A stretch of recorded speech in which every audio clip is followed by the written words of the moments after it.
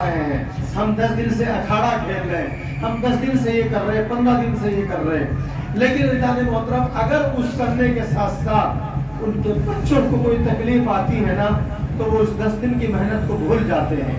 لیکن آئیے کبھی فرش ادا پر تشریف لائیے، کل کا دن چھوڑ کر آپ پرسوں شام غریبہ میں ہمارے یہاں مجلس آئے۔ ہمیں اپنے بچوں کی تکلیف کی فکر نہیں ہوگی، ہمیں اپنے تکلیف کی فکر نہیں ہوگی۔ کل دوپہر ہوگا، اگر یہ آ رہا ہے تو اس کو یہاں روکیے، کوئی جا کے اس کو روکیے بھی۔ ہم اپنے امام کی غم میں مشغول ہے، ہمارا ڈھول اور تاشوں سے کوئی تعلق نہیں ہے، ان کو روکیے یا ان کو جانے کی اجازت دیجیے۔ ہمارا کوئی تعلق نہیں ہے ڈھول اور تاشوں سے۔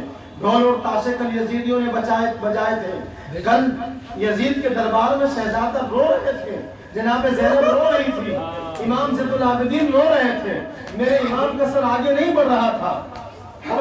ہمارا تعلق خوشی سے نہیں ہے اس مہینے میں، ہمارا تعلق خود سے ہے۔ ہمیں جناب زینب نے بتایا ہے، اور ہم ہنس کیسے سکتے ہیں؟ جس کا گھر اجڑ گیا ہو، جس کے امام کے چھوٹے چھوٹے بچے قربان ہو گئے ہو، اور مسلمانوں کو خوشی کرتے ہو، اس سے پوچھو کس کا گھر اجڑ جاتا ہے۔ کربلا تو ہو چکی تھی، میرے امام بھی شہید ہو گئے تھے، مولا عباس بھی شہید ہو گئے تھے، علی اکبر اور علی اصغر بھی شہید ہو چکے تھے، لیکن کربلا کے بعد اب اصل کربلا شروع ہوتی ہے۔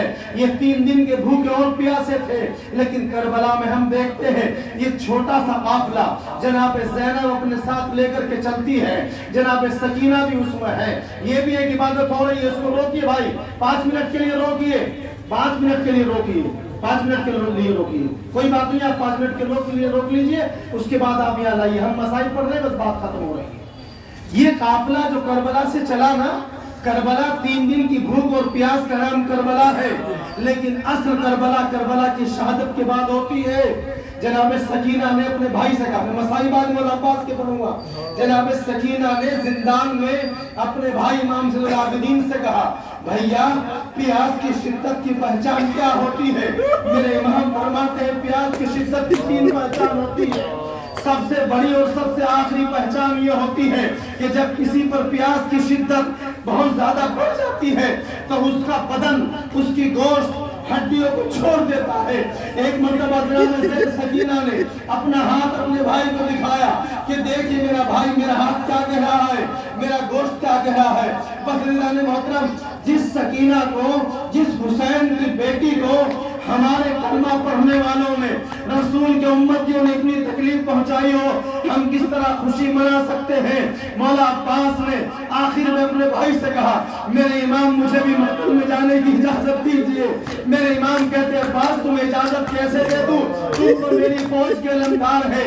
ایک مرتبہ مولا عباس دائیں دیکھتے ہیں، بائیں دیکھتے ہیں، امام کے سارے صحابی شہید ہو چکے، امام کا ہر چاہنے والا شہید ہو چکا، اب کربلا میں کوئی نہیں بچا۔ میرے مولا کہتے ہیں، مولا اب میں کس فوج کا علمدار ہوں، پوری فوج شہید ہو چکی ہے۔ بس مولا عباس خیمے سے نکلتے ہیں، سکینہ کے قریب آتے ہیں، سکینہ کی رونے کی آواز سنتے ہیں۔ سکینہ کہتی ہے چچا عباس، میری ڈھال آنکھ پر بندھی ہوئی ہے، آپ میری آس ہو، کیا مجھے پانی کا ایک قطرہ مل سکتا ہے؟ میرے مولا کہتے ہیں، بیٹی سکینہ مجھے اپنے بابا سے اجازت دلوا دو، مجھے میرے بابا